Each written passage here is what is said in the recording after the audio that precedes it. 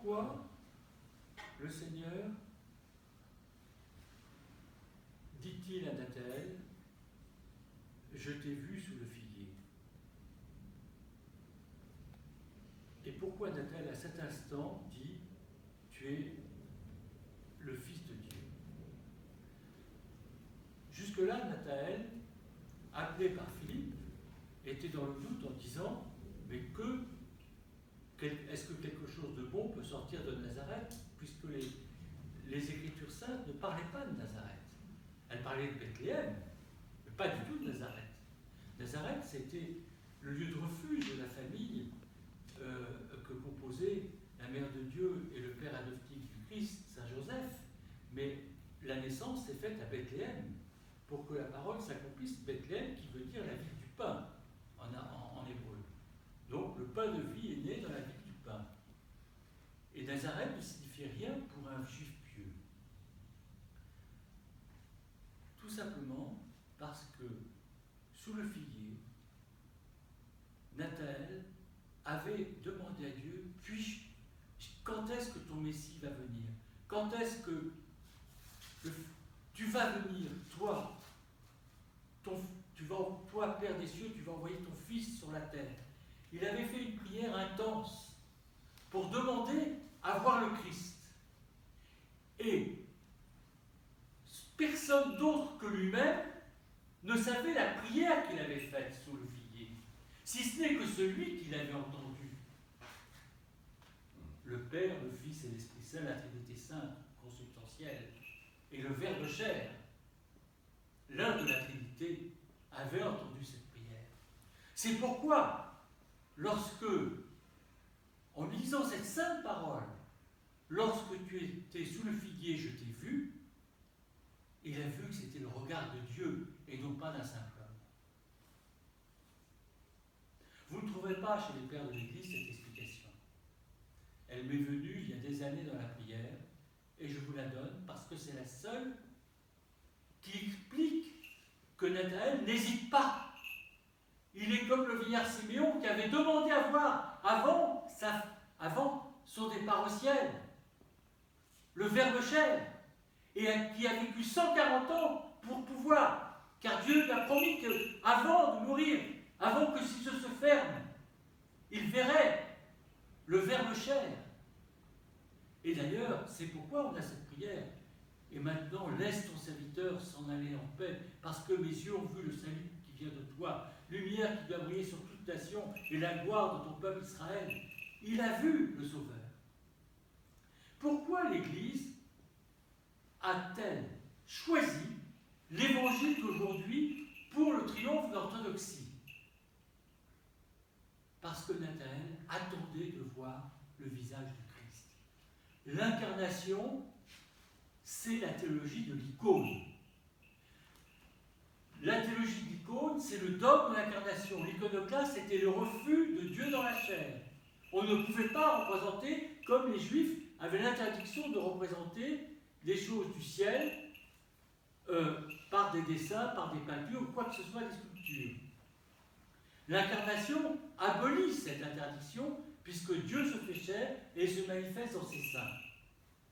Donc, c'est cet évangile, c'est Nathanaël qui découvre le Verbe chair, qui l'attendait. Nathanaël représente l'attente, la même attente qu'il y a eu, mais une génération d'après, plusieurs générations d'après, puisque le vieillard Siméon était quelqu'un qui appartenait à l'ancienne génération.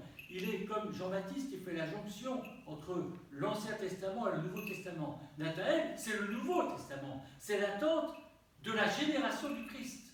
L'espérance accomplie pour la génération présente, dans laquelle nous sommes toujours. Il me fallait donner cette explication après que vous ayez entendu l'Évangile.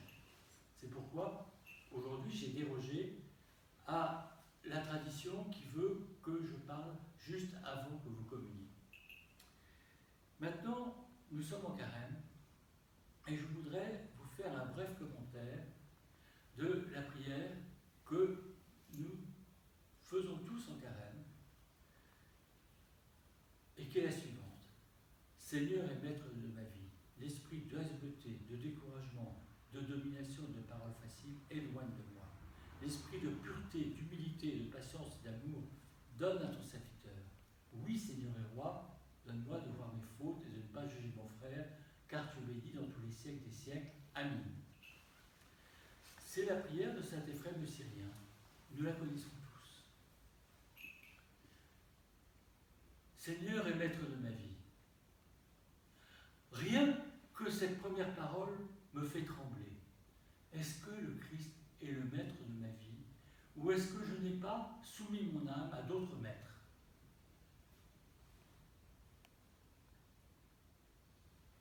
Les responsabilités que j'ai en ce monde, parfois, l'emportent sur le Christ roi, le Christ maître de ma vie. Parfois, je fais passer mes obligations professionnelles avant la prière, avant de me souvenir même que je suis un serviteur de Dieu et que dans la moindre parcelle de ma vie, Dieu doit intervenir. Je dis Seigneur et maître de ma vie, alors que bien souvent il ne l'est absolument plus. Il passe en deuxième, troisième, voire quatrième plan. S'il était le maître de ma vie, aujourd'hui, l'église serait pleine, quelle que soit la distance. Parce qu'aujourd'hui, on a le confort des voitures, etc. Mais vous savez que dans l'église primitive, les lieux de culte n'étaient pas si répandus que ça, que les gens faisaient des dizaines de kilomètres parfois pour venir à l'église. Aujourd'hui aussi. Ouais. Il y a des villages de 20 km pour aller à service. Vous entendez? Ça se passe encore en Géorgie, des gens qui marchent à pied pour 20 km pour aller à l'église. Et nous, je le rends grâce que vous soyez là. Mais je pleure de voir que pour le premier dimanche de carême, il y ait si peu de gens conscients de l'importance de se dire que le Seigneur est le maître de notre vie. L'esprit d'oisiveté, de découragement, de domination et de paroles faciles éloigne de moi. Je commence par l'oisiveté, c'est-à-dire que c'est traduit ailleurs par paresse. Alors la paresse, immédiatement, c'est de ne pas faire les choses. Les gens voient dans la paresse un manque d'activité, de réactivité dans la vie matérielle. Je me souviens de couples que je connaissais, dont l'un des membres du couple était considéré comme paresseux par l'autre membre du couple qui n'était pas assez aidant, etc. Et en disant, mon père, vous devriez lui dire quelque chose, il est paresseux, il ne m'aide pas, quand je rentre du travail, le ménage n'est pas fait, etc. Pour un homme. Pour une femme, c'était d'autres reproches. Quand mon mari rentre du travail, il regarde la télévision et il ne m'aide pas à la cuisine. Enfin bref, c'était ça pour eux, la paresse. Mais moi, j'en dis non, la paresse, c'est pas ça du tout. La paresse, c'est de ne plus avoir le temps de prier.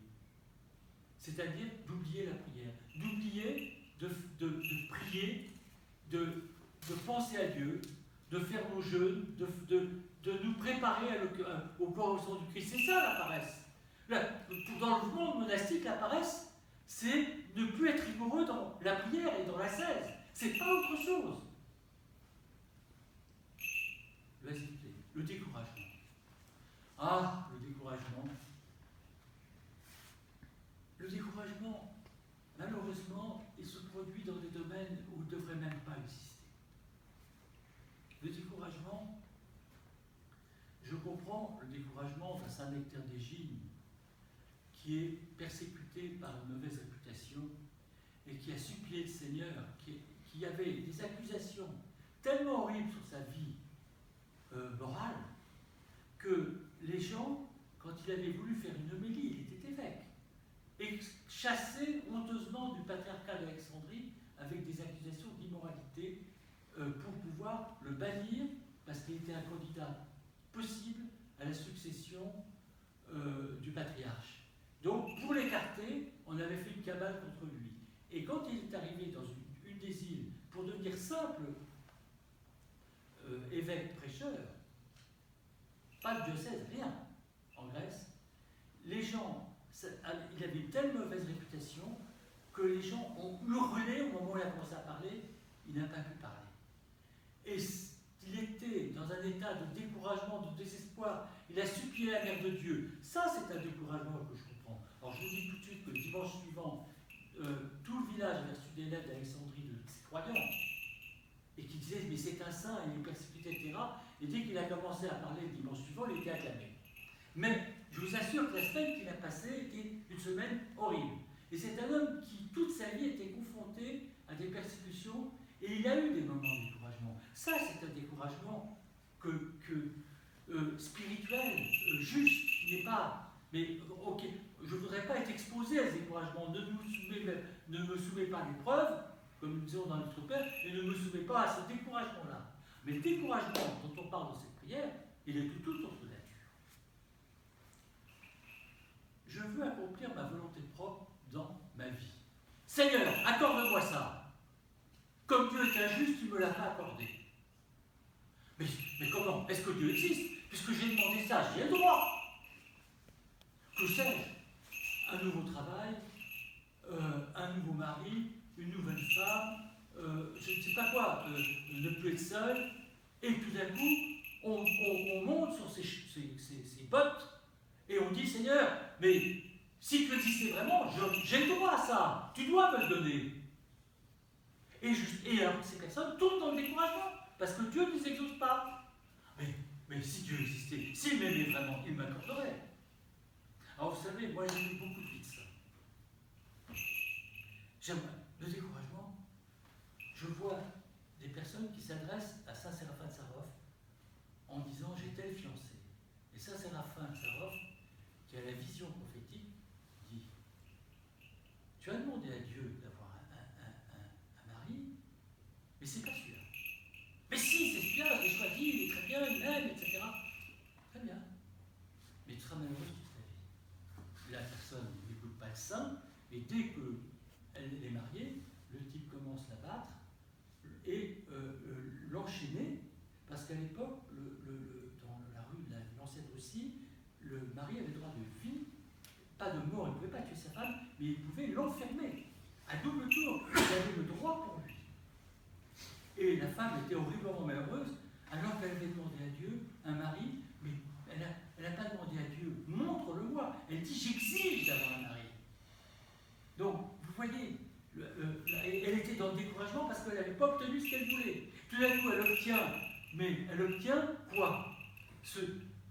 Avec une demande qui était inappropriée, qui n'était pas spirituelle, qui était comme, je commande à Dieu, il doit m'obéir.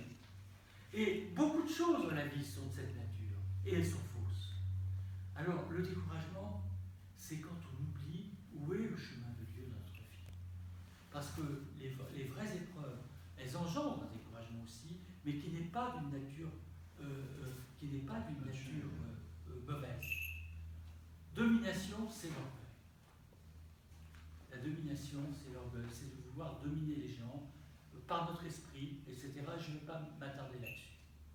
La parole facile, ça c'est quelque chose de beaucoup plus difficile dans la vie, dans le carême, parce que c'est la médisance, c'est le jugement, c'est raconter, il a fait ci, il a fait ça, elle a fait ci, elle a fait ça. En général, on parle d'un bon sentiment, vous voyez, il s'est trompé, etc. Puis on rentre, et je veux dire, moi le premier, hein, je veux dire que c'est pas, je ne m'écarte pas de ce péché. On a tous une tendance humaine à être le petit rapporteur, celui qui rapporte des histoires, des choses, dans un but de loi pour aider la personne, pour qu'elle voit bien. Mais finalement, ça, en tout cas en carême, il faut s'abstenir de cela. Il faut essayer de ne pas rapporter les rumeurs, de ne pas rapporter ce que l'on a dit des uns des autres sur leur vie morale, sur leur vie privée, etc. Dans le carême, il faut se consacrer à la vision de nos péchés. Je ne vais pas vous faire le commentaire, sinon ce serait trop long, de ce que nous demandons à Dieu. Seigneur, maître de ma vie, spiritualité, de clairement, domination par facile de moi. L'esprit de pureté, d'humilité, de patience et d'amour donne à ton serviteur. Parce que là, ça serait une homélie trop longue. Mais simplement la conclusion qui, au fond, résume les 4 dernières demandes. Seigneur, donne-moi de voir mes péchés et de ne pas juger mon frère. Celui qui voit ses péchés, il est dans l'esprit d'humilité. Il ne juge plus. on ne peut pas simultanément voir ses péchés et voir les péchés des autres. Si on voit les péchés des autres, je vous assure, c'est qu'on n'a pas le caractère de ces péchés. On voit les défauts des autres et c'est tout. Quand nous regardons nos péchés, nous voyons le pire de tous, le plus grand des pécheurs. Alors, je ne dis pas qu'on n'est pas agacé parfois par des défauts des uns des autres, certainement oui, mais on a une indulgence. Ici, je ne parle pas de vivre ensemble, c'est-à-dire qu'on n'est pas obligé dans la vie de vivre avec des gens avec qui on ne s'entend pas, dont les défauts ne correspondent pas à notre mode de vie. Je parle ici, je ne parle pas du vivre ensemble. Le vivre ensemble, on doit se supporter les uns les autres dans des conditions normales. L'Église, c'est le lieu d'acceptation de tous. Ici, on est tous avec nos qualités, nos défauts, et nous nous supportons.